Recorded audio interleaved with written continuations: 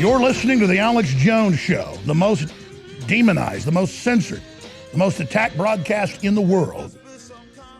I'm your host, Alex Jones. And joining us exclusively is a living folk hero, Tommy Robinson from jolly old England, political prisoner, the man that first exposed giant Muslim child kidnapping, sex rings, and murder 13 years ago, imprisoned repeatedly for documenting it and exposing it. Now the worldwide phenomenon is mainstream news. Thousands have been convicted in Europe and in the UK, but now it's coming here. But he made a documentary undercover exposing the incredible MI5, MI6 interface with so-called leftist NGOs. And suddenly, a day after it was released and got millions of views, it was taken off Facebook. It was taken off many other platforms. So this story is about censorship, about infiltration, about criminal espionage that makes the COINTELPRO of the FBI in the 60s and 70s and 80s look tame in comparison. So we're going to play large excerpts of this censored documentary, but joining us for this segment, the next, is Tommy Robinson to tell us about the film, where they can see it, where they can find it. Again, clips of it are coming up, and then how it's just a continuation with the censorship, all coordinated the day after it went viral. Tommy, thanks for joining us. No, thanks for having me on, Alex. Please tell us about the film, the name of it. It's linked up on Infowars.com, and what it covers.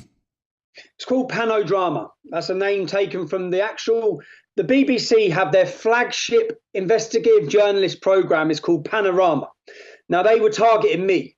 Now, when I come out of prison, my PayPal was removed, my Twitter had been removed, I'd been unlawfully put in prison, and I was not aware to the levels or the sinister levels that they were about to go to try to discredit me to my entire country.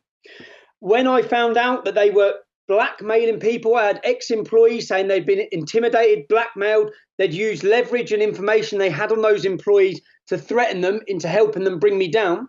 When that all became apparent, I then worked with another ex-employee to go undercover onto Panorama. She wore undercover cameras, which got the lead investigative journalist for Panorama saying on camera he would clip footage so it fitted the narrative of me being a dominant male. He would make it an innocent argument that we said we had on dictaphone about a demonstration. He said on camera, I will make this into a sexual thing against Tommy Robinson.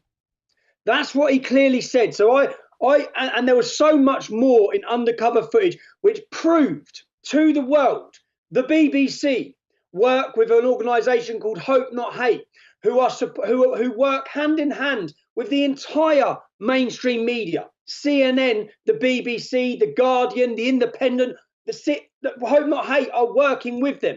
In fact, the main man from Hope Not Hate, he actually sat on a documentary previously with Panorama as a director of it. And so I proved categorically, with evidence and with undercover footage, that the BBC were creating and inventing news in order to destroy and ruin me. And they were doing that in conjunction with a third party who are George Soros funded, anti-globe. They attack anyone who speaks out against immigration or Islam. And my documentary went out 24 hours ago. It had 1.5 million views. And today I've been deleted from the internet. And everyone who shared that documentary with major profiles, from Raheem Kassan to Brian of London in Israel to UKIP, leading UKIP figures, have all been deleted today. Simply because, and I urge any American who watches this documentary, you can find it on my YouTube channel, Tommy Robinson. I urge anyone who watches this is the proof. It's what we all knew. We know what the mainstream media are, but this proves it with undercover recordings that prove their contempt for all of us. And their willingness to discredit and change and clip and edit and lie to the entire world in order to destroy someone who's going against their narrative. Well, it came out in the British newspapers, as you know, about a month ago. Zero Hedge reported on it here. Infowars.com reported on Tommy that MI5, MI6, and then the German intelligence are interfacing and paying journalists to put out fake news, to infiltrate nationalist and patriot groups, to target you, to target myself. And so these are private intelligence operations, but interface with government so that if they get caught, it won't be as criminal. And so people have to understand, it's called Countering Disinformation Propaganda Act that Obama put in before he left, and it set up these intelligence agency groups with handpicked people from the globalist system that are actually doing it. And they talk about how they first demonize you, then they go out and pay people to file lawsuits on you, then they buy off and bribe the people involved in the lawsuits. We've now got evidence of this about to come out, and then that's how they railroad people into prison. So they're planning on me as well. Well, in fact, what you had with my former employees was Hope Not Hate, who work with the government, who work with the Obama administration, who are advisors to counterterrorism. They actually sat my former employees down and said, we now advise counterterrorism. Theresa May has just given permission for counterterrorism to tackle the far right. We will put you in prison. And all of this I have on tape. All of this is recorded.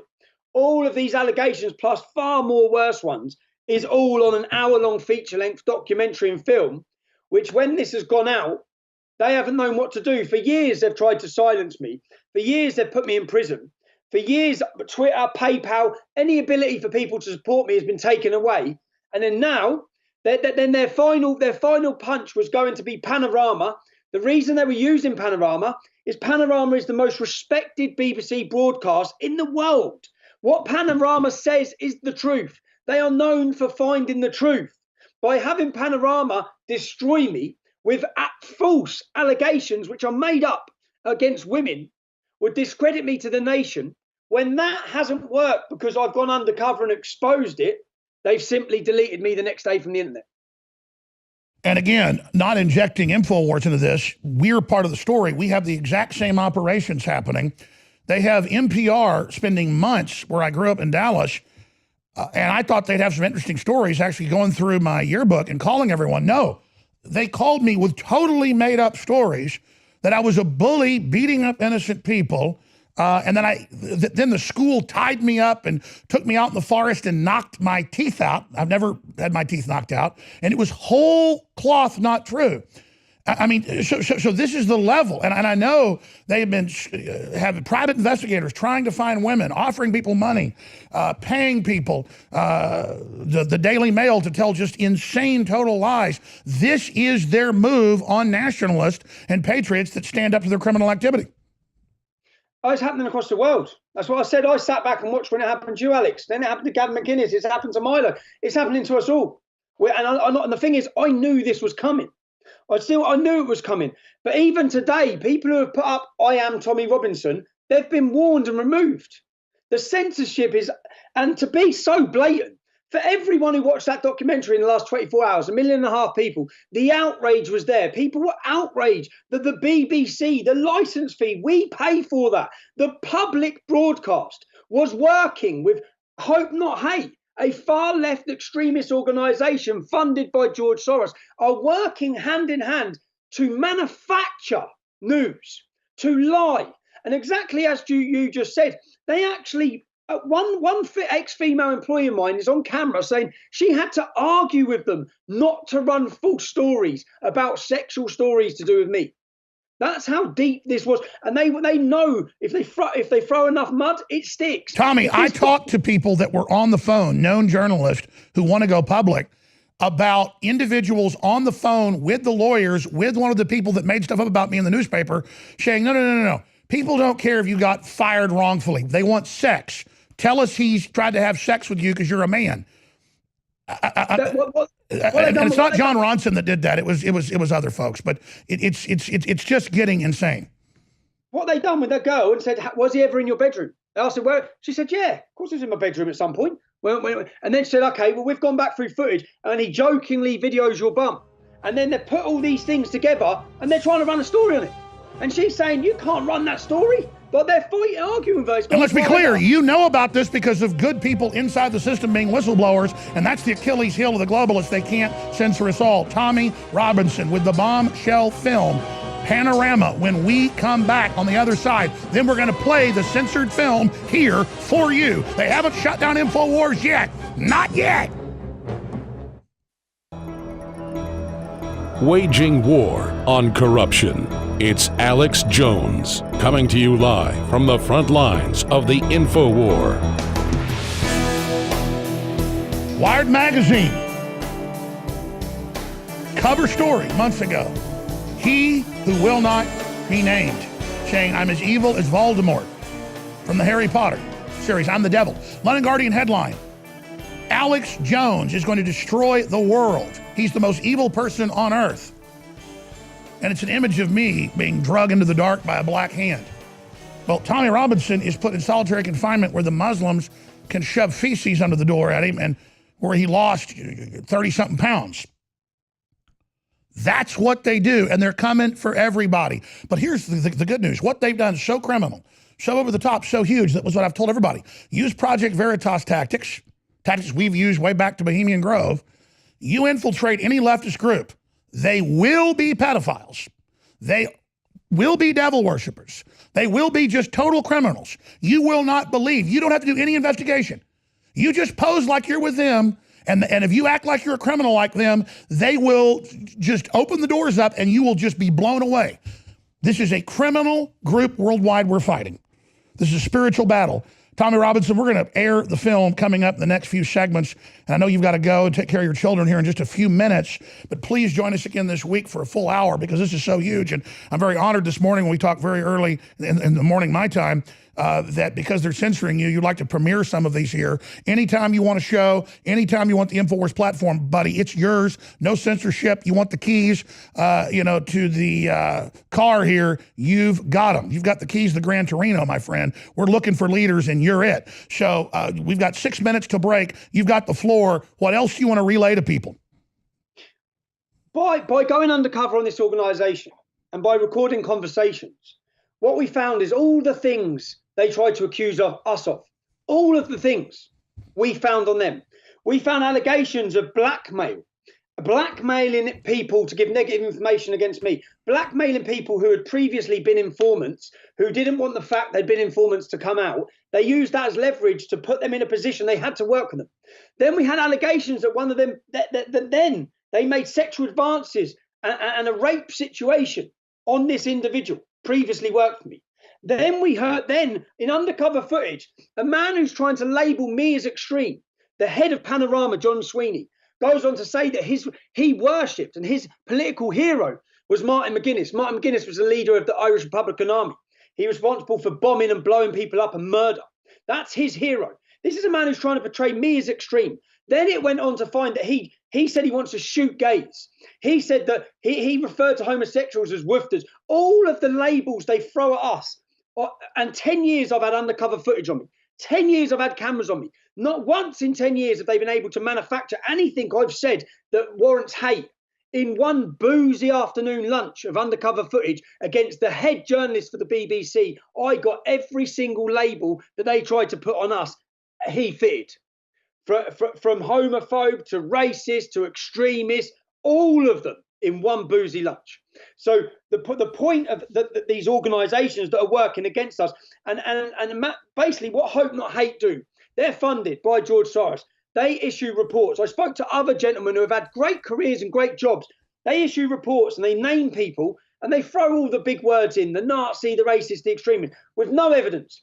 Then when they want to take someone down, they work hand in hand with the local media or the mainstream media. The mainstream media then take what Hope Not Hate say as fact, even though Hope Not Hate are proven to over-exaggerated hate crime statistics by 3,000%. All of the wrongs Hope Not Hate, they're now alleged to blackmail people and rape them.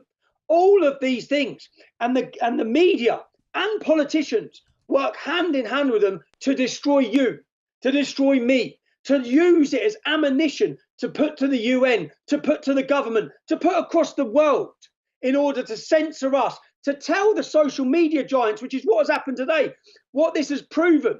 Panodrama going out, and within 24 hours me being deleted, has proven the influence that these far left extremist organisations like Hope Not Hate and the establishment working together have. It's proven it all. I don't know how they don't realise this. They keep beating us down. We keep getting back up. Will this stop us? No, of course it won't. Alex, I'm very grateful for the offer you've just made. I'd love to speak to you more about that. We need a platform in Europe. We've needed it for a long time like this. We need InfoWars. We need it for the European news on a daily basis. We need it for the news in Britain, in Wales, in Scotland, in Germany. We've needed it. You need a people's voice. You've already almost taken the country back from the EU. You're winning. We're winning. Nationalism's exploding. If we can just hold the line, and if our listeners can hold the line supporting us and magnifying by hand, by email, by text message to share the films, and InfoWars can host them because it's only on YouTube now. They haven't taken you down yet. But here's the big news, Tommy. That's coming. Clearly, That's coming. Clearly, this is criminal. This is beyond defamation. They're trying to frame you. They're trying to destroy you. They have MI5 threatening camera people with jail if they don't turn against you. You've already been a political prisoner. This needs to be parliamentary hearings. This is the type of thing that opening up could bring down these incredible criminal operations. This is what Soros did in Ukraine to overthrow it. This is what Soros does to create the Arab Spring. They're trying to create riots here in America, funding all this race-based stuff. You know Jesse Smollett was paid to do that. He's got accomplices. I told people days ago others are under investigation, and now the police have come out and said yes, others are under investigation above Smollett. Tomorrow's news today. So we're winning. It's hard for you and I that are on the front lines, and I know you know that, and you're not complaining, but folks need to know we are winning. But for those of us on the front lines, it's very hard. We need your hopes, we need your prayers, we need your support. When we come back, we're going to air this censored documentary. Now, again, tell folks the difference between the BBC show, Panorama, the film is Panodrama, and how else they can see it. Panodrama, it's on YouTube. Take it and share it everywhere. It proves everything every one of you have been saying and thinking. It proves what Donald Trump said to the BBC. He said, you're fake news. This program proves it.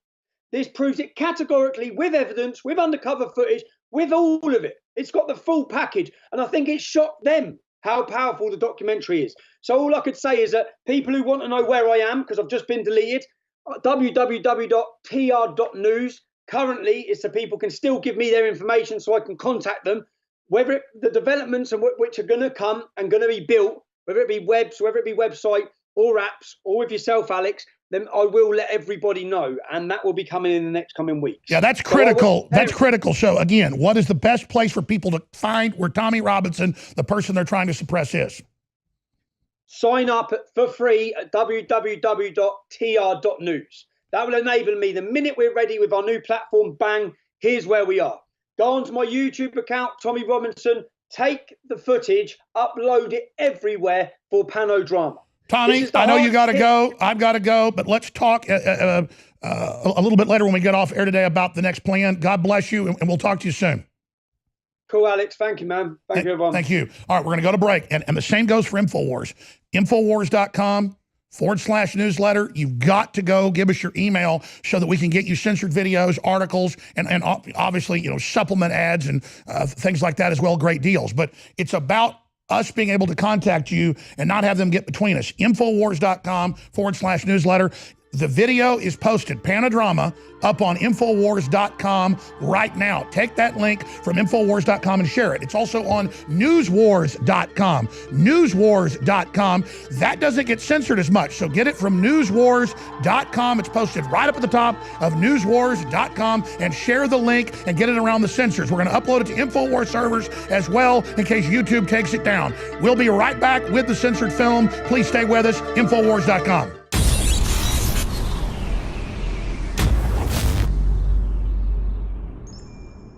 Today, we exposed the BBC with thousands of people outside their offices in Manchester.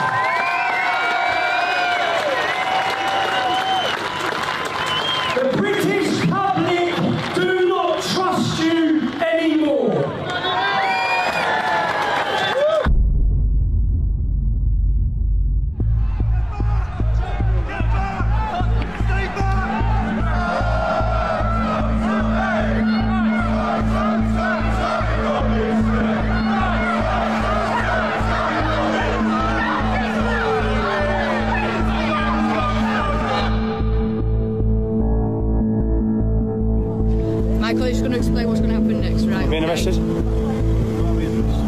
arrested. Was it breach of peace?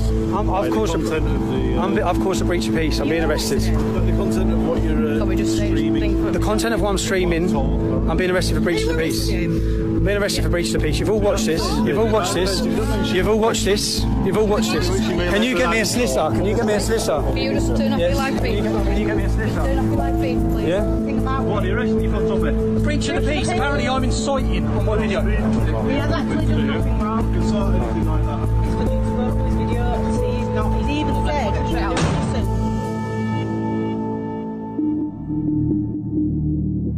Since my activism started over a decade ago, the establishment, the police and the media have all been trying to take me down. The whole world saw me wrongfully imprisoned last year. 2.5 months on solitary confinement. What was the response by the media to that unlawful detention? They justified it. They lied to you. All of them reported that I pled guilty. None of them got the transcripts from the court. None of them reported the truth. We have a corrupt media. When I went to prison and 600,000 people signed a petition for my release, 30,000 people marched here demanding my release. When I come out of prison, I was completely unaware of the lengths that they were going to take me down. My PayPal was removed. That removes my ability to hire a team and work and bring you the other side of the story. My website was closed down, but I was completely unaware that Panorama, the world's leading investigative journalist documentary, were working on a program about me with the working title, Tommy Takedown. This was their final punch. They were about to discredit me to the nation, to you, the public. And I will prove that that documentary is not impartial, that it's scripted, that they invent things, that they lie, that they clip, that they edit. What you will witness in this documentary will prove to you this isn't about Tommy Robinson. This is about all the people that have been lied to, all the people who have been mislabeled. Despite all their efforts to silence me, it became very apparent that something far more sinister was going on. With the collusion between the establishment, Panorama, and a far-left extremist organisation called Hope Not Hate. You're going to hear about the tactics they use to get the narrative they want.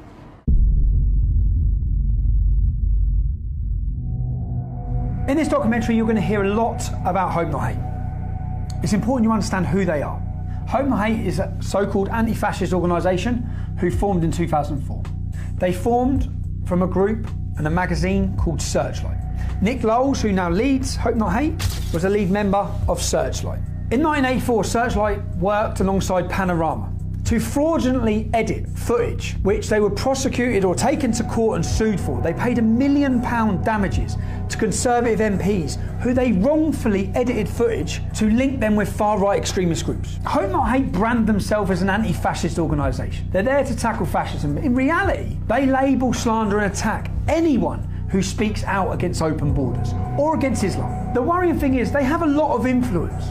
For example, all media outlets across the UK, across the world, take what they say as credible and they work hand in hand with them. From CNN, The Guardian, Huffington Post, The Independent, Sky News, Newsnight, Panorama, The Metro, The Sunday Times. They even advise the UN. They advise counter-terrorism. In their advice to the UN, they say that our Day for Freedom demonstration that many of you would have watched was a far-right extremist rally. That's fake news, being given as credible information and taken as expert info by the UN. Our Day for Freedom demonstration had homosexual speakers, drag artists, black speakers, Asian speakers. There was nothing far right against it. It was a liberal demonstration demanding free speech. So what happens is when someone gets censored on Twitter for some kind of for hate speech or for incitement to violence or engaging in some kind of terrorist communication, they get their account taken down. They tend to come back, and that actually leads to sort of an increased level of sense of participation and integration into these networks. So I do a lot of work looking into right-wing extremism in the United Kingdom and the United States. And one of the things that we've seen there is actually an entire mobilization of right-wing extremist activity around the concept of the freedom of speech being taken away from people. So just a few weeks ago in London, there was a march attended by a few thousand people that was called Day for Freedom, and that was entirely sort of centered around this issue of free speech and the sense that in the kind of parlance of the extreme right, the liberal establishment was trying to silence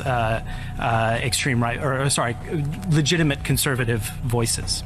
Just last year, Hope Not Hate were identified in a Swedish military report on left-wing extremist violence. It has been proven that Hope Not Hate exaggerated hate crime figures by 3,000%. Nothing they said after that point should ever have been taken as credible, let alone taken by journalists without checking anything and spread around the world to demonise and slander people and organisations. They play a key role in pressurising social media giants, whether it be with petitions or requests from MPs that they're working alongside with to say who's promoting hate. Not who's promoting hate that would breach laws in this country, but who needs silencing with their opinion. They're now teaching your children in schools about fascism. If we take a quote from their original spin doctor, Dan Hodges, from his quote you'll understand the tactics they use in this documentary. It was a no-holds-barred, bare-knuckle PR. We used every dirty, underhand, low-down, unscrupulous trick in the book. These are quotes from their spin doctor, Joe Mulhall, who is a lead researcher for Hope Not Hate. He brags about days out with their BBC political reporters. Their relationship works hand in hand with the corrupt mainstream media. They do the reports, the media then use their ammunition and their labelling to attack people and organisations, to demonise them and slander them. In 2015, Joe Mulhall used the hashtag Antifa on several occasions. The reason why this is so relevant is when you understand who Antifa are. Antifa are an organisation that leading members of the American government have called to be prescribed as a terrorist organisation. They balaclava up, they mask up, and they violently attack people who they're told to attack, and organisations which are highlighted to them by groups and organisations like Hope Not Hate. They find out who you are, they contact your work, anyone who steps above the parapet. Hope Not Hate's goal is to silence them and stop them. This is about stopping free speech. This is about having people too scared to speak. We'll speak with one gentleman now whose life has been completely changed due to him voicing his opinions. He broke no law, committed no crime. But wait till you hear what Hope Not Hate done to him. This time last year, like I said, I was working full-time, happy, and because of some things I was doing outside of work, where I was sort of expressing my political opinions and so on, I ended up drawing their fire, and they wrote a report and called it in to the employer. So it was a kind of deliberate attempt to, it wasn't just to dox me, because I hadn't hidden my name, I didn't think I was doing anything wrong, I was just expressing an opinion. But it was an attempt to deliberately get me fired. Where was you working? I was working at Standard Chartered Bank in Moorgate. Doing what? I was an associate, so I'd been there from a grad. I went to Bristol University and then went into the bank straight afterwards. So I'd been there for about just around 18 months at this point. So a good career? Yeah, it was going well. Internally, there'd been no issues. When you say you got involved, you was giving your political opinions with regards to? Obviously the controversial stuff, so immigration, Islam, these kind of issues, but not in an extreme way, nothing you wouldn't happily say to anyone. Just so we can get clear, we're not talking about committing a crime, we're just talking about speaking openly about immigration and Islam. Yeah, and no one had a problem with it. That's the whole point that kind of strikes me about it. So it's not like anyone made a complaint, nothing's happened, so what did Hope Not Hate do? So Hope Not Hate, one of their, I can't remember which, but a team of their researchers wrote a small report. They were calling up multiple offices at the bank, and they were also focusing, because obviously we have a very big presence in the Middle East, so they were focusing on officers there to call them and just basically say, you've got this guy working for you, he's an Islamophobe, he's a racist, blah, blah, blah, all of which obviously isn't true. I remember I was just sitting at my desk and I get called in by the MD and he sort of says, have you been saying this? And I said, yeah, no, I have. I didn't see it as a problem. The same guys were going to a lot of journalists trying to flog this report as well to make a big story out of it. Eventually, in around the summer of last year, you get this article, and it's very vicious, and it's obviously largely lifted from the report that came out a few weeks earlier, using slurs, using kind of nonsense labels, calling us Nazis, all that kind of thing. Calling you Nazis with any evidence? Was there no any evidence anything whatsoever you said? At all. It was made up with a very clear intention of making me lose my job. And it's a common tactic. And you did lose your job? Yeah, I was suspended, and then once the coverage happened, they obviously, whilst previously, like internally, the bank, I think, had kind of thought, well, maybe this is just an attack piece. Once there was coverage, obviously, it's their reputation on the line. So then, pretty much immediately, I was fired. I have worked. Just so that the public understand this, you committed no crime. No crime. You speak outside of work about immigration or Islam with no hatred. No hatred. Just facts. And because of that, where are you now? How's your life changed? What do you see for your future now? Financially, very difficult, of course, because it kills your income. And then there's knock-ons from that are always a pain. Okay, well, thanks. And I hope I wish you luck and try and get your life sorted. Me too. Yeah, good luck. Thank you. So you've heard from Tom Dupree. You've heard how his life was changed simply for expressing his free speech due to the actions of Hope Not Hate. Later on in this documentary, you'll hear recordings of Caelan Robertson and George Llewellyn John to see how their lives have been affected. Caelan and George used to work with me at Rebel Media, and when I went independent, they come to work with me there. When I was released from prison, and I met with them, they said that they had been intimidated and threatened, and for that reason they couldn't work with me. I'd just been released from prison. I wasn't in a good state, and I thought they were just saying that because they wanted to go and work with Lauren Southern. Also, you'll hear recordings from Lauren Southern. Lauren Southern is a leading political activist from Canada. She now works as a journalist making documentaries. In those recordings, you'll hear about allegations about how they've suffered due to the actions of Hope Not Hate. So I've been contacted by Lucy Brown, who's an ex-employee. The last time we spoke to each other, we were screaming obscenities at each other. Now, she's been contacted by Hope Not Hate and by Panodrama, who are working together on a project against me, work entitled Tommy Takedown. So I'm on the way to see Lucy. I'm actually really concerned and worried about what it is they're up to, because I know everything they've tried to do to take me down hasn't worked. So let's see what's next. Last time I spoke to you, I screamed some obscenities, some terrible things down the phone. So did I. I also have a surprise for you. Go on. I thought I'd commiserate it, so I actually got your prison number. No, you haven't. To remind myself the happiest day of my life. What? 82084CG. Yeah, that's the one. Oh my God. I laughed my head off. Oh my God. Shit, Lucy, you were fucking angry. How have we ended up sitting here? And what are we talking about? Well, I received a very interesting email from one John Sweeney a couple of days ago, who is a big, was it BBC presenter for Panorama? Yes, apparently he's quite well known. And he's asking if I want to go for first it was a cup of tea, but then it was a pint. And he'll come all the way to Cambridge to see me. And I think he wants some dirt on you. You was approached by Joe Mulhall? Joe Mulhall, yes, Hope Not Hate. So you approached by Hope Not Hate, who told you, I've seen what they've told you. Yep. They told you that there's a Take Tommy Down. There's a Tommy Takedown. Tommy Takedown? Yes, and they've been taken on as sort of advisors to the BBC to help them with interviews and to get information about you. How easy would it have been for you to... They offered me $5,000 for a front page story about you being a twat. What you could have done, you could have absolutely destroyed me, and my life, and my name, and my reputation. More so than that prison number did. More so than me going in prison could have done. Because you could have said anything, and they would run me. I've arranged to meet John Sweeney tomorrow at 2 p.m. And by the sounds of it, what these people do is they try and be your friend when you're vulnerable, and they ply you with drink. And they try to get you to say something that you wouldn't normally say. I want to show what Lucy could have done. None of it will be factual, but what Lucy could have done. Now, bearing in mind, I might not have been here. You could have just done this, yeah? Fake text messages, falsify sender numbers of text. So if you wanted to, my phone will be here. Let's change the number there. No, we'll keep that as receipt. Let's put my number, yeah? So you effectively, as a disgruntled employee who fucking got my prison number tattooed on your wrist. Joe Mulhall's just messaged me. Let's take down Tommy. I'm flat broke, I've got no means of income, I hate you. Joe Mulhall's just messaged me saying I can get you some money to do Tommy in. So I can go to fakemytext.co.uk and I can make you text me, and then I can show Panorama. My phone's here. I'm at home, Right. minding my own business. I've got Joe Mulhall here. Joe Mulhall offering the takedown of Tommy Robinson. Offering me some money, and you have said to me, what? If you have anything to do with this Panorama Panorama company, company. I will fucking bury you. You bitch. No. Hang on, because I'm writing YOU, but you write you. I write you. Sorry.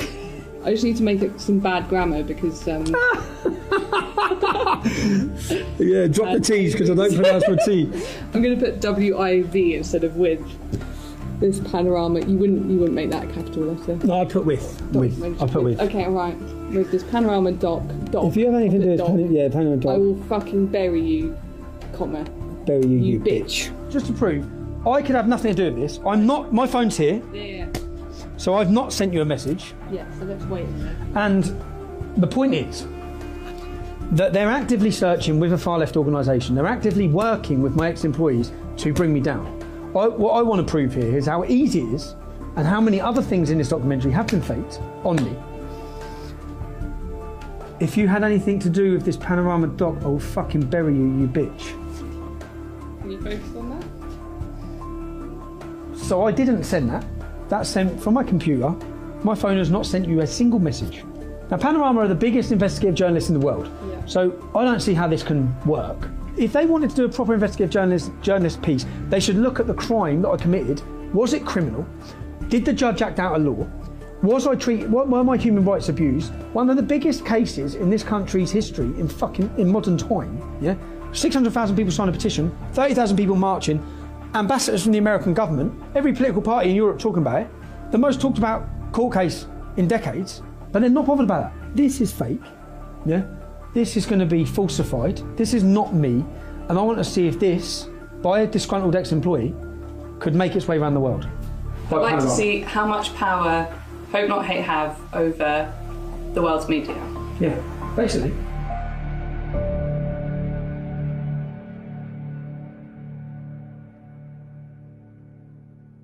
This is the little mining. This will replace your button. Cool. This will go into your button anyway. This is how we'll record. And are you nervous? No. You should be. You should be. And well, let's just wait and see what we get from this. Time will tell, but good luck. And don't do anything I wouldn't do. Thanks, mate. See you later.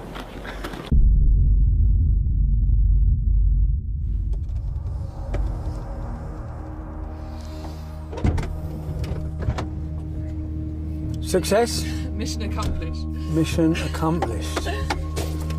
Let's see. Crazy? Not crazy? Good? Not good? Lots of alcohol was consumed tonight for the greater good. I can smell it. You'll see. You took it for the team. I only drunk for the team. I did what I had to do. Right. Let's get these files sorted. Let's work out what we've got. We've got lots of footage to go through, but straight off the crazy thing for me is you're steaming. Which is a champagne and a double gin. Thank you. And then we're going to have some red wine, but Thank you so much. we'll panic about that at the appropriate moment. Thank you very much. Thank you. Here I am on expenses in a boozer with the dog and the fire. Okay. And I think we should have one more bottle of wine. Fuck it, no expense spared. 2 brandy, 2 limoncellos. This is from the Cassis, or the Keel Royale. But even better is another version which is with blackberry, blackcurrant, liqueur and champagne. Keel Royale. Have you got any flaming Sambuca? And then 2 Kia Royale. And then the bill. Lovely, thank you. Thank you very much. I think we've got to do a runner. It's a joke. It's fine. It doesn't, I don't care. Not only, I really don't care. Good. Service included, so make it 220. Thank you very much. Was this on BBC Expenses? How much alcohol's been consumed? I've heard him mention 3 bottles of wine, champagne, flaming Zambuca, all in 5 minutes. And you can hardly sit up. So, for me, that's an expensive scandal that the licence fee payer is paying for. Should we be paying for you to get pissed? Yeah. Of course you think we should. Me getting drunk is me being more lucid, and then I'll tell him stuff. So he's wanting to get you drunk. He's using the expense money to get you drunk in order to get you information. Get me drunk, be nice to me, be my friend, and then I'll loosen up and be like, oh, I've got this recording, or, you know, I can tell you this, or whatever. You may not like what I'm about to say, but one of my political heroes is the former head of the IRA, who turns the IRA, not... Who? Nick Knowles? No, the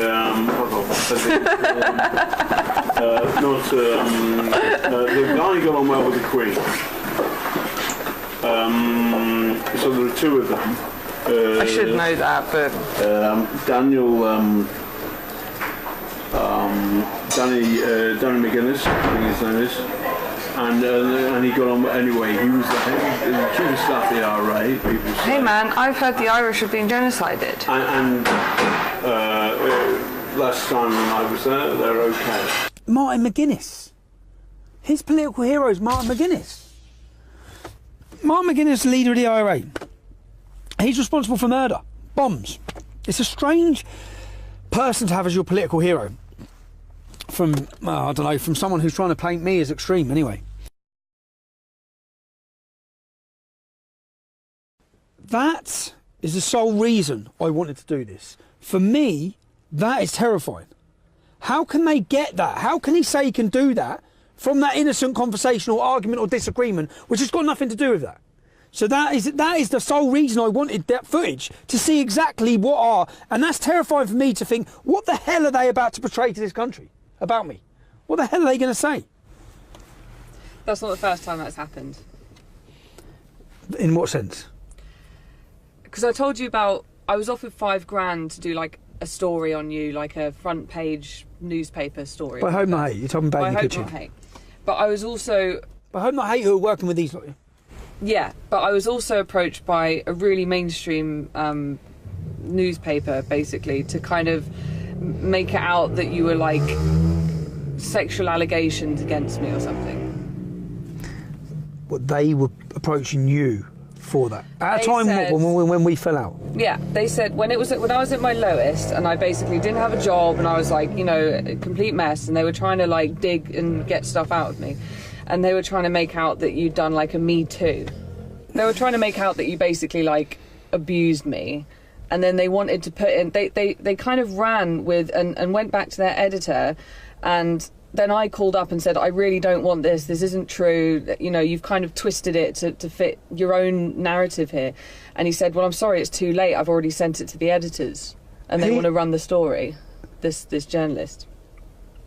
So I then had to call up, like, you know, this national journalist kind of like lawyery thing where you can call up and complain. And I had to put in writing saying, please do not put this out. If you put this out, I'm going to have to, like, you know, go against you legally or something. So I had to fight to get this story out of the paper. From a mainstream journalist? From a top tabloid? Big. In order to portray me as an abuse, essentially... Me as a victim, yeah. But it wasn't true. With no truth in it all. No. And that for my life, do you know what, the whole purpose in me wanting this, the whole reason why I've wanted to do this is because I've been absolutely terrified of what they're doing. And that one little recording there proves that they will change what I'm doing and saying. This is massive. This is Britain's leading investigative journalist documentary by the BBC that we pay for. Creating, editing news in order to destroy my life. Now, John Sweeney's been contacting me for weeks now for a gotcha moment where he can interview me and throw all these accusations from God knows who at me. Well, that gotcha moment is now in my hands, because I'm now going to sit down and I'm going to put these to John Sweeney to see how he justifies any of this. So for 2 weeks now, I've been emailing John Sweeney. They've been trying to get me to sit down for an interview. I emailed him yesterday and said the only day I can do is today, and I won't come to London, it has to be in my venue. I've organised this venue. I've told them that I'm having a free speech event later in the evening. So we've prepared this projector with all of our undercover footage to try and find out and ask John, what exactly were you planning? What exactly are you doing? So rather than them grilling me, which is how they're expecting it to be with his executive producers, when they sit down, we will play through each clip. I'm going to go to my children's assembly now. When I come back, it's action. I'm nervous about it. See what happens. You alright? Very well. Just take this off.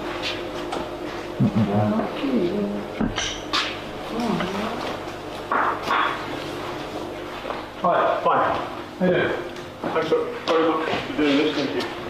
No problem. Good, everybody's phones off. You alright? Before we do start, I just wanted, because I am paranoid of fair and balanced reporting, I just wanted to clear a couple of things up with you while we're here. Is that alright before we start?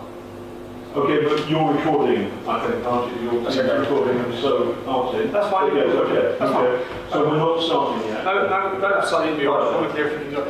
So, this is a panorama documentary. You wouldn't be working with an organisation called Hope Not Hate on this documentary, would you? In order to find people to give negative opinions of me.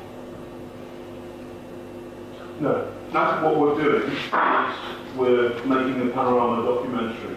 The BBC makes all the editorial reports. Okay, so it's a BBC, because it'd be quite strange for the BBC to be, how the BBC could be impartial on a documentary when Hope Not Hate are an organisation who are funded specifically to destroy me. There are two separate entities. Okay. The BBC, I work for the BBC, this is the BBC Panorama production. Okay, can I just quickly show you something here? So what this is Joe Moorhouse from Hope Not Hate. And what he says in this message is that Hope Not Hate are steering this documentary. My name's John Sweeney, okay. And I'm a reporter for Panorama. Okay, John. So what this other guy says, he's not steering. Okay, are you aware of any threats or blackmail that's been made to any of my ex-employees to give negative information about me to you? Are you aware? No. Can you just listen to this one? We were basically threatened with the most horrendous shit you can possibly imagine for 3 months, constantly, to do this. Constantly. Because basically, why they have dirt on us is when we left Rebel, I don't know if I told you this, when we left Rebel, we were really fucking angry, and none of the media would take all the stuff we had on them. So Nick Close reached out to me on Twitter and he was like, oh, meet up with us. And we were like, oh, okay, like we weren't working with anyone then. So we were like, yeah, fuck it. And we met up with them twice and we were like, we can write a book on Rebel Media. We can write a book on how they've scammed people and this and this and this and this and this. And we were like really conniving with them. One of the first things they started threatening us with, this only started 3 months ago. We had no contact with them between 3 months ago and leaving Rebel, nothing. They started messaging us saying, we need to meet you, this is really serious. And then when we met them, they said to George, I wasn't there, we're going to release all of the meetings that you've had with us, threatening Rebel Media and talking shit about right-wing personalities, bitching about nothing serious, just saying, oh, they're cunts. And they're going to make you, and we're going to basically expose you. And also we've got 6 signatures from the top trade unionist organizations in the country saying that they're going to come after you, and the government have opened a new department which we're advising on counter-terrorism, which are going to prosecute you for writing scripts which have incited the Darren Osborne terrorist attack. And it was like they were basically like, you're going to fucking go to jail and you're going to get exposed for meeting with us if you don't work with us. This is what it all comes down to, this Panorama fucking thing. And Hope Not Hate were there standing next to the BBC producers. When you went for the meeting with Panorama, who from Hope Not Hate was there? Nick, Joe, John Sweeney and the producer. So Hope Not Hate were like fucking terrifying, and they like did, you know, they blackmailed us. They felt like Joe fucking used the whole thing to try and get into Kaylin's pants. This is how bad it really was. When we pulled up in London, this was the day I dropped off the suitcase to you, right? That I went straight off from there, I can't remember where it was, to go and do this interview with them. They hired out this big car park warehouse thing. They had a little chair in the middle of it. I walked into this room, sat down. It was a cameraman, it was the head producer, it was Nick, and it was Joe. And then I started getting really nervous because she was saying, how much money, name numbers, name figures. And I was like, well, it was enough to pay for us to make videos, and all the money was spent on kit. And I was just saying vague shit. And then Joe said, can we stop the interview, please? And then I was like, okay. And then Nick went, can you come with us, Kaylin? And then Nick and Joe took me to the other side of the warehouse and said, Kaylin, you really need to give them more information than this. You really need to open up a little bit more, because this is really not useful to them. They're probably not even going to use this. You need to go into specifics. You need to go into numbers. You need to at least show them something. Were they threatening you at you? Breather, have a cigarette, and we'll come back to it. Were they threatening you then? Okay. I had a cigarette, and I went back and I sat down, and I still couldn't really do it. And it was really bad. Like, I was like shaking the whole time. That's when we told Panorama that we didn't feel that it was safe, that it was not okay, and that we were basically threatened. Bit of a strange one here, yeah? It's been a minute. I know, sorry man, I know it's 4 o'clock in the morning here, but I've just got off the phone to Kaylin for an hour, yeah? How much have they told you about Hope Not Hate? Not much, why? You're aware they've been meeting with them regularly? I've met Joe too before. Yeah, I know that Kaylin and George have met with them before. Continually met with them? When you was doing your Borderless documentary, Hope Not Hate flew out to Italy to meet them? I don't know what they were talking about, but for the most part, like, I think they're just afraid of them. From what I've been told, it's like they're like, oh, they're kind of blackmailing us, like, hang out with us, or else we're going to get you guys arrested or whatever. So they just met with them. So hold on a second. I work for Panorama. Were Hope Not Hate present in that interview? Were Hope Not Hate present in an interview with Kaylin Robertson? I work for Panorama, and we are doing a film about you. Are you aware of that? Are you aware of Joe? Look at me. Yes. I'm a reporter, and I'm asking you a question. Okay. Right. I get the point. Are you aware? Are you aware? I don't Let me ask you one question about that. Okay. Then we can start. Are you aware of indecent images sent by someone from Hope Not Hate to Kaylin Robertson? I'm aware of the allegation. You are aware? I'm aware of an allegation, and I do not think it credible or serious. If I'm wrong, you can put that information out there. If somebody has been blackmailed, threatened, intimidated by an organisation that is steering your documentary... It's not serious. Okay, can we hear the next one? Play the next bit.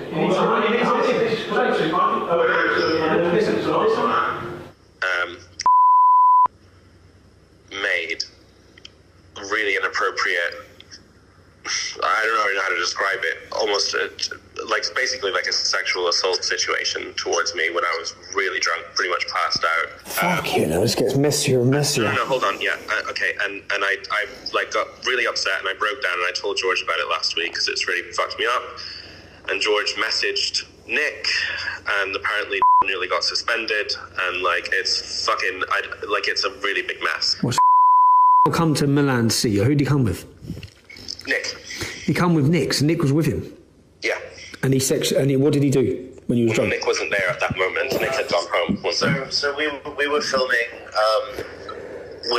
filming with Lauren, and then they said, like, you've got to meet us. So we flew to Spain via Milan, met them in Milan, literally just had a coffee with them, where they basically just carried on threatening us, and said, you've got to do, like, Sky or one mainstream media thing. And then I went back to London to drop something off and to go then to Spain. So Kaylin was left in Milan for one night. Nick left that night as well, I think. Yeah, Nick left. And then this is when this thing happened. Kaylin said that he was basically really wasted, that he thinks let himself into Kaylin's room. And basically, yeah, Kaylin kind of woke up and was like half naked, like trying to do stuff with him, and then Kaylin said no, and was like, oh, you don't have to tell anyone, blah, blah, blah, blah, blah. Kaylin was like really fucked up about it. So this was like 3 months ago, or 2 months ago, and Kaylin only told me about it last week. So I messaged Nick saying, like, we need to talk, what the fuck is going on? And then Nick said that he's like doing an investigation into it. George also messaged Panorama saying, guys, hope not hate raped Kaylin. Hello? Hi Joe, it's Tommy Robinson.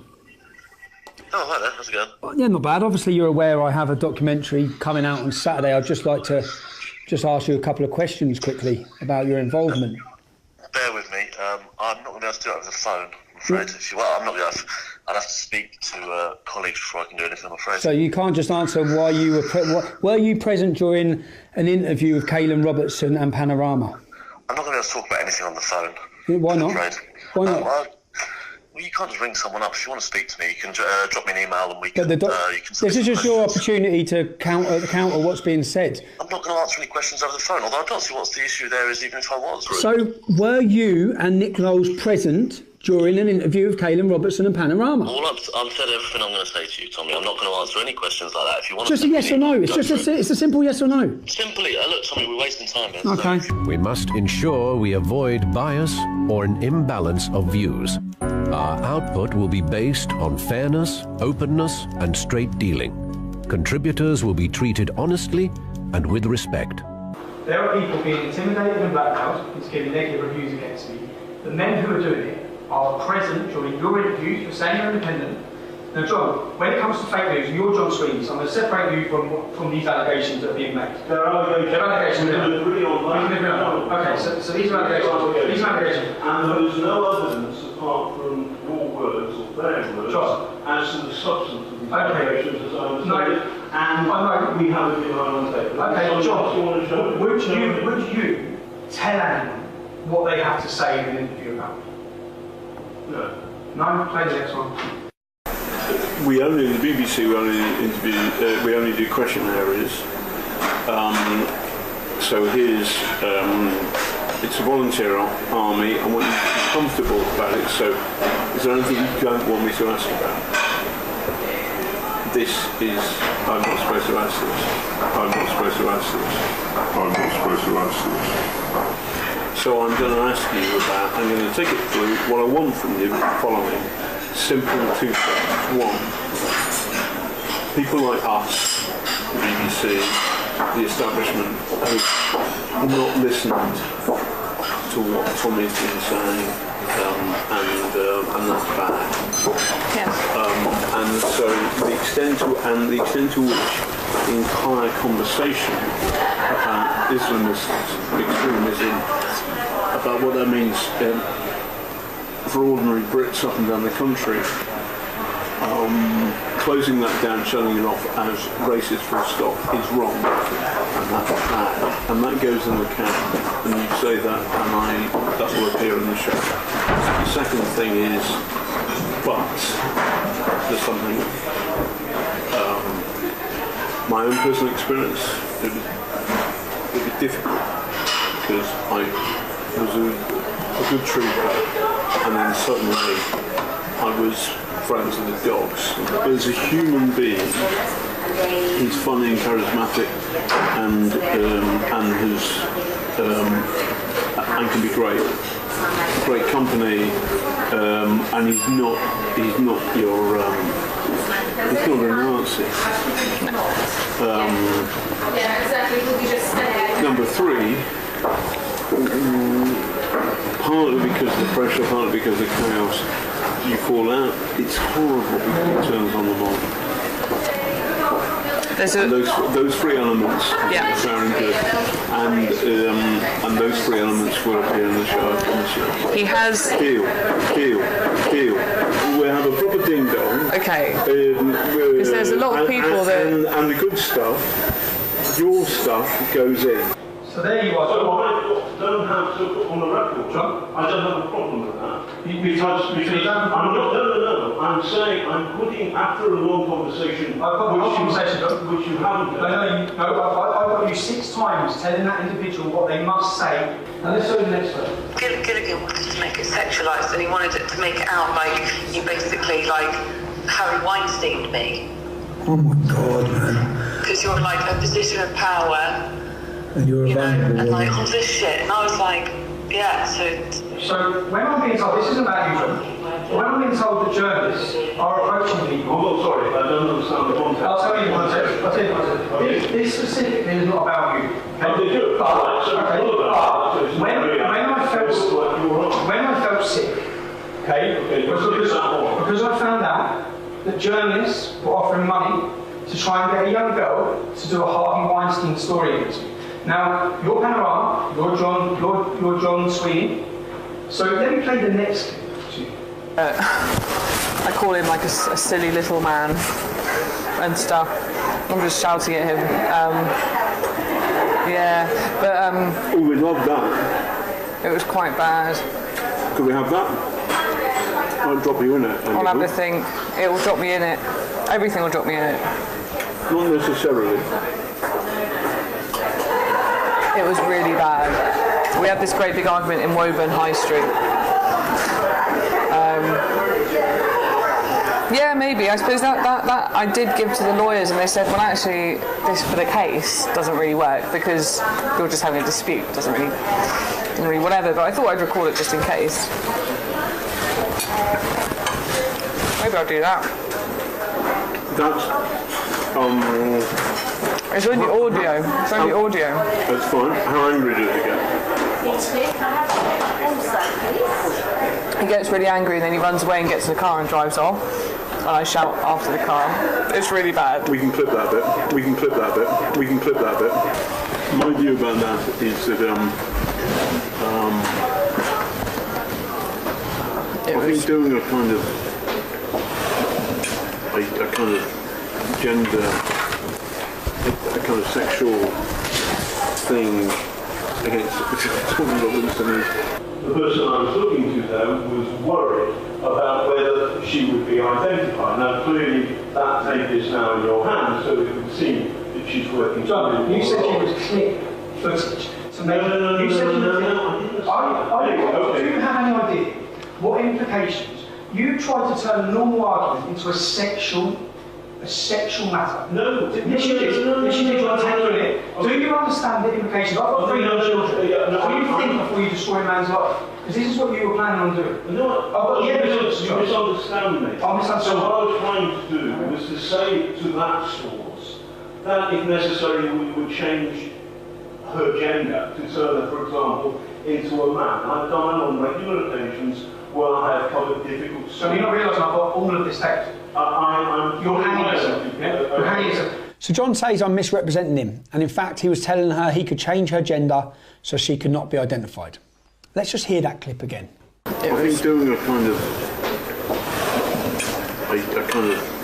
gender, a kind of sexual thing against Tommy Robinson is. We can do a kind of gender, a sexual thing against Tommy Robinson. Nice try, John.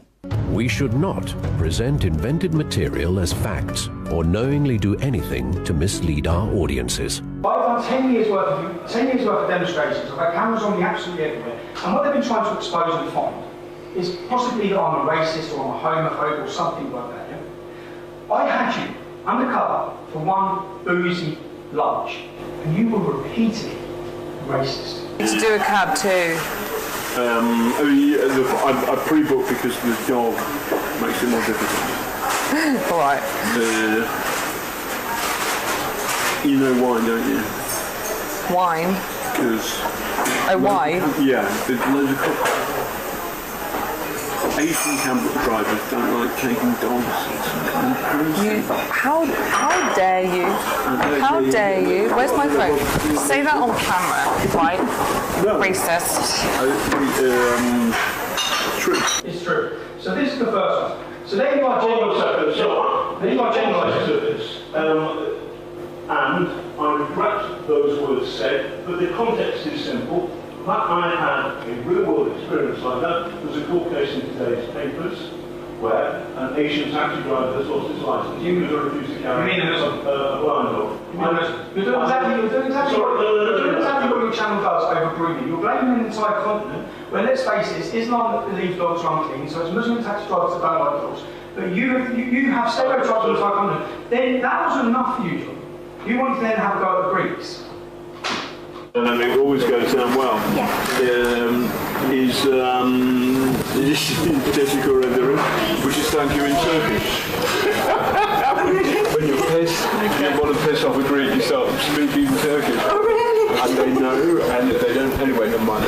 it is quite funny.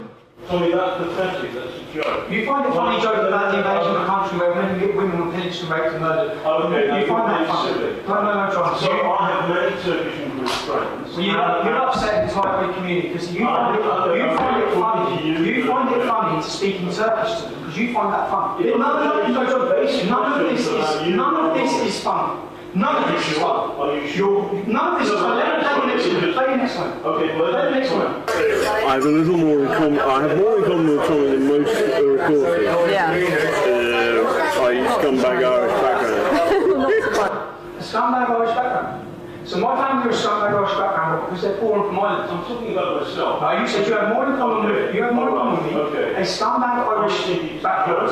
Which it's a joke. That's a joke. So wait a second. Yes. It's a joke. So I'm very proud of my Irish heritage. My great-granddad was a scumbag to you, John. No, who's a scumbag? I'm very proud of my Irish heritage. Yeah. If you get somebody like me talking to a source, and actually that source is in fact a mole working for Tommy Robinson, then in the context of a 2-3 hour conversation, there will be moments where jokes happen. I'm very proud of and the people who've been beaten up by Antifa, or rather Antifa have attacked Tommy and you've been in there. Those people are brainwashed. And they're lefty people, they're lefty... self-hating whites. I'd like to call them a honky. How do you use a racial term? How do you use another racial term? You call them honkies. Hold on a second. You call them honkies. This is a conversation with your source. In what I'm trying to do is... You're trying to label me, and what's happened is in one afternoon, in 1 month, John, you've been... Okay, let me talk about homophobia. Good. You seem obsessed with gays. So you have an obsession, because then you ask if Joe Moorhouse gay, right? Because they've not gone out and just had a mate that's gay. That's the difference. So you've got people up in like all these different places in the UK or whatever, and they're sort of... They've not just had a gay mate. Have they never met a conservative MP? No. I remember one line in particular. She said, "What do you think about LGBT or something?" And I said, "Well, some of the stuff that gay people say is just ridiculous." And that's me being the way. Okay, by the way, there's nothing wrong with it. You said something worse, I guess. Probably. That's the way that I would speak to Kaylin. Ridiculous. You know, yes. That's the way that I would speak to Kaylin in a bar. You know, I think like they're ridiculous. They should be shot. Well, yeah, exactly. No, obviously. No, I know. But did you say it? No. Good. That's the thing, because unbeknownst I would say that, by the way. I would... They should be shot.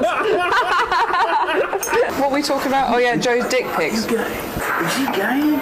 Oh, my gay darling's rubbish. He's a Bertie Wolf there, is he? He's a Bertie Wolf there, is he? He's a Bertie Wolf there, is he? May the best man win. Yeah. That's a bit weird. Dzień dobry. I'm not like Joe. He's a woofer. Woofer, Cockney rhyming slang for woofer.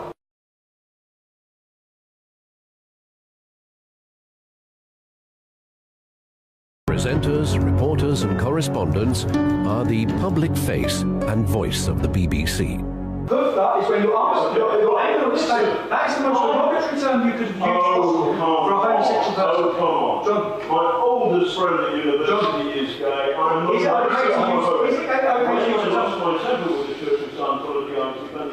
it okay to use the terminology woofer? Is that okay? It's not great. Is it okay, John? No, it's not. It's one of the most derogatory terms. It's not derogatory, but the idea that I'm homophobic is not true. Let's get down to the reason. Let's get down to the reason that you and all of the media, you're trying to destroy me with a fabricated... We're trying to give you... You're blackmailing people. Okay. You're lying. You're alleged to blackmail people who are in your meetings, in your interviews, whilst young men are being... You are the man who's making the allegations. In order. No, I'm not. You've just heard the people making the allegations. I'm not the man making the allegation. You've heard those are witness statements to my solicitor. Now let me go to the next one. Let me go to the reason why. I want to ask you a question. You can ask me a question in a minute. Because if you've been on the end of a deception, let me go to the next one. I want to know about it. Okay, let me go to the next one. Okay. This is the reason. So now everyone understands the reason why the elite the classes elite. Look, am I a cannibal? Let me play the next one. I've met Danny. Danny was, I was working on some film on Newsnight, and Danny was in the green room. And it was unusual to meet a white working class male in the Newsnight green room, and I was in the same way. Who's normally in there? Sorry? Who's normally in there? It was so unusual that me and my mates, we went down there to have a drink with him in the way that you would do with somebody from the, you know, a cannibal from the Amazonian. From Amazonia, or maybe a creature from that. So working class white male is a cannibal from the Amazon. No, that's what you said. It's the wrong cannibal. Okay, so wait a second. You are a classist elitist. The way you view working class people is a disgrace. The reason we have the problem we have is because of journalists like yourself, from the background you're from, sneering down upon our community. Sneering down, thinking you're better than us, and let me just... My understanding of the Labour Party today is they're almost like blooming, I don't know, activists. Well, they're social. The point is, don't you hear much more accents like yours and mine, rather than fuck off, rather than Tommy's. So the Labour Party, they will have accents like yours or hers, middle class, rather than fuck off. You believe the working class vocabulary is simply fuck off. That is your classism. No, sorry, what I'm doing. No, what I'm doing is what I'm doing here, John, is I'm exposing you, I'm exposing Panama, and right now, John, because right now, so this text was sent to us, yes, and this is the text from that source who's on that video, okay, and the text is from you. If you had anything to do with this panorama doc, I will fucking bury you, you bitch. Did you send that text? Point proven. I have video evidence that did not come from my phone, and here you are about to betray it to an entire nation. John. No, I'm going to ask that question. I've just told you. Sorry, okay. This would be, so right now, this would be going on a documentary that would be aired to the entire British public. It wouldn't be, because we would put the right of reply. And here's the right of reply. John, is this true? John, is this true? As I expected, they did not bother to verify the authenticity of that fake text message in their hunt to take me down. John says he would give me the right to reply, to which I would say it's fake, but the fake allegation that I threatened to murder my ex-female employee would effectively be aired to millions of people across the world. And I'm certain every national newspaper would run with the headline, Tommy Robinson threatens to kill female employee. I wanted to prove, and I've just proved, how easy it is for fake news to be created and for people to be targeted and their lives destroyed. You have been harmed. John, is this a piece of deception? My solicitor is currying a court injunction against you. Okay. Oh, fantastic. Against you. So is this a lie? This is fake news exposed. Very good. Okay. Is this a lie, Tommy? I suggest you get home. Yes. Is this a lie? I never sent that message from this phone. This is my phone. Oh, you didn't send it from that phone? It wasn't sent from the phone. I didn't send it. Oh, hold on. It wasn't sent from the phone. I didn't send it. Is this a lie? You'll be able to catch it all in my documentary. Is this a lie? You'll be able to catch it all in my documentary. No, we haven't finished our documentary. No, we have finished. In fact, John, you've finished your career. You finish your career. You think so? I know so. I know so. Homophobia, racism. I'm not a homophobe. You are. And I'm not a racist. You are. And I'm not. Okay. What you was is a lie. What the establishment. This is, mate. This is a skit show. What the establishment was about to do to me, and they were going to destroy my name, sexualise comments. I'm not a member of the establishment. Yes, you are. You're working none of these things. Are you working the home I hate on this documentary? No. Have they been present in interviews? We have had some input from some Have they been present in interviews? Including your spies. Have they been present in interviews? John, you are fake news. You're fake news. No.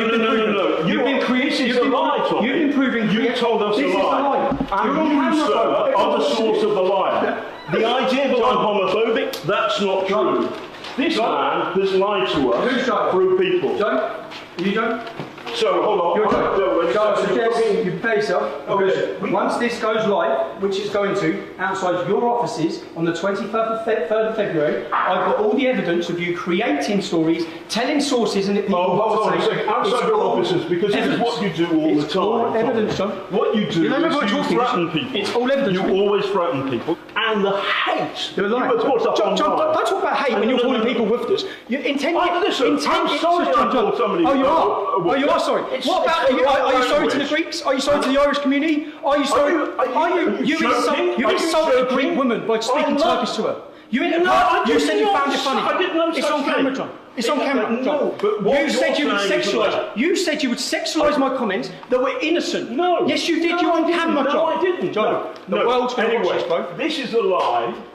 Good luck with your injunction. Good luck, my injunction. We haven't finished on Panorama. No. And stop threatening people. You shouldn't threaten Julia Ebner. You think I'm finished? I've got another thing coming, and I can give you that for free. Can you? Okay? Yeah. Good. Go and find a lawyer. I've already been with a lawyer, John. Okay? I've already been with a lawyer. I've already dissected every one of your comments. No, you haven't. Yes, I have. What you've done is read the worst possible thing on it. I can defend every second of it. Word of it. Yes, I can. And on that note, and I will. And on that note, all I'm saying the establishment. You work for the establishment. None of these people are the establishment. No, you're working with Hope Not Hate. You are working with the government, and you are all going against me because I speak out. I'm not working with the British government. This is a campaign. I understand some of the anxieties that you have. I get that. And why would you be creating one? Why would you tell someone what to say about me? Why would you tell them? I didn't do that, and you're mischaracterising me. You didn't do that. Everyone's going to watch this. No, I know everybody's going to watch it, and it'll be good fun. But more people will watch your Panorama. You find please. This is my life, John. It's my life. It's my life too. It's my life too. You find it fun. You find it fun to tell someone that an innocent comment is sexualised. Do you know what that would do to my family? Do you know what it would do to my children? Do you know what you're doing? Do you know what you're doing to my family? You have no idea what you're doing to my family. If you'd have got away with what you were trying to do to me, you'd have ruined me. No, you'd have broke my marriage. Hold on a second. You'd have broke my marriage. What you've done is this. There's only one journalist in this room, John, and it's not you. Okay? Oh, really? Okay. That's it. Okay. You're a disgrace. And in fact, anyone who's been taken down by Panorama, anyone has to challenge now, because there is no integrity in any of the work you've done. You are a liar, you're a fraud, you're a racist, you're a homophobe, all in one interview. This is a lie. Excuse me, Mr. Roberts, we're the two executive producers on the programme. Okay, well you're in trouble as well. You're all in trouble. You're all in trouble. We invited you for an interview today. You haven't given us an interview. No, I haven't. I've exposed you, okay? You were trying to destroy my life. You have been contacting people. Why were Hope Not Hate present? Why were the leaders of a far-left George Soros-funded organisation, why were they present during the interview of a person which you were goading to give bad information about me? Why were they present? Tell me. If this is a Panorama documentary, why were Hope Not Hate present? This is an ongoing documentary. This is an establishment attack on me, and you're part of it. And you've been exposed to the world tonight.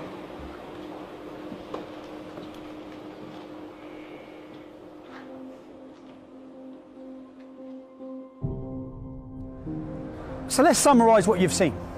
You've seen the BBC, who pride themselves on being impartial and reporting the truth.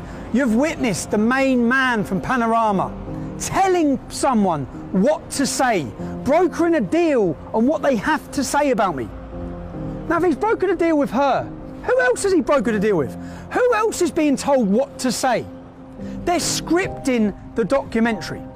They're also creating and inventing news.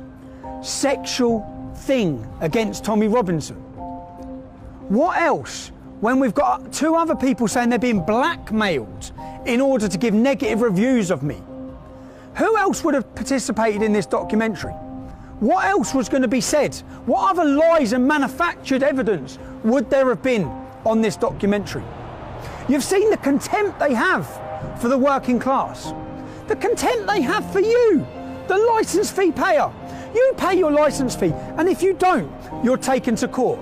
Just so the elitist, fake news journalists can travel this country drinking champagne on your expense. Now, if there's one thing that symbolises the BBC, we all know about the fake news. I've just proved to you that they create the fake news, that it's not impartial, that they work with far-left extremist organisations. That's been proven. If there's one thing that symbolises them, The BBC covered for Jimmy Savile. They covered for Stuart Hall.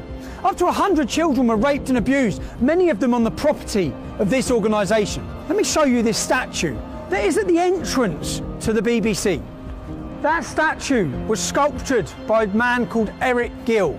Eric Gill was a paedophile. He raped his own daughters. He had sex with animals. He had an incestuous relationship with his sister. When the Catholic Church became aware of this man's crimes, they removed and covered all sculptures made by him. The BBC refused to. They were asked to, but they refused to. If you have disgust now and you're fed up with paying for this, or for the propaganda they use against you, for the negative portrayal of Brexit, if you're fed up with all of these things, what can you do? I'll show you what I'm going to do, and I hope you follow my lead. You can legally not have a TV licence in the UK. You do not have to have one, okay? None of us asked for the BBC to come into our homes and display their programmes on our TVs. If you're fed up of paying for their propaganda when you don't even watch their shows, you can follow the steps I'm about to take you through now to end that. There's a few things you need to know once you've filled out these forms. It's a myth that the BBC can sit outside your house and detect that you're watching TV. That is a myth, it's not true. If the BBC TV inspector knocks at your door, you can. Be polite, you should be polite. But you can open your door, say I don't need a TV licence, I haven't got one, goodbye, I don't watch live TV. That's it. They have no rights to come into your home. It's obvious that if a TV licence inspector walked past your front window and you had your curtains open and you were watching Panorama on BBC, which I don't think you will, but if you're watching BBC, they will fine you. But you do not have to have a TV licence. And I'm going to take you through the steps. I'm going to ask, please follow these steps now. Follow exactly what I'm about to do. Go to www.tvlicensing.co.uk. You'll find a link, declare no licence needed. Upon clicking this, you'll be brought to another page where they try to convince you need a licence, even though you legally don't. Ignore that and click the button that says, tell us you don't need a licence. Step 1, select the type of property you live at. Complete name, email and phone number. Step 2, enter your property address. Step 3, tick the 3 boxes for the declaration. You will then be asked what date you want to start watching live TV again. Tick the button to the right where it declares I have no plans to do this. Then click the reason for not needing a TV licence. I'm sorry, but John Sweeney is not an option. Step 4, review and confirm, click submit. You are now licence free. Congratulations, you've just saved yourself £155 a year. You can now afford to go to the pub and celebrate. I know. How about champagne and double gin? Then some red wine. 2 brandies, 2 limoncellos. Creme de cassis, Kia Royale, blackcurrant liquor and champagne, flaming Zambuca and 2 Kia Royales. Enjoy. So, if you're fed up with the BBC, then sign our petition at www.endthestealthtax.com. I'll personally find and track down the head of the BBC, I'll hand it to him, and I'll give it to our government. And you'll see it on our next video. Thank you. It's time to show them what a real alpha male looks like with one of our most powerful products ever made, Alpha Power, at 50% off. As you age, your body can lose testosterone over time. With the incredible ingredients in this formula, we can help you beat the test of time and assist in restoring that lost energy and mood that comes with time and age.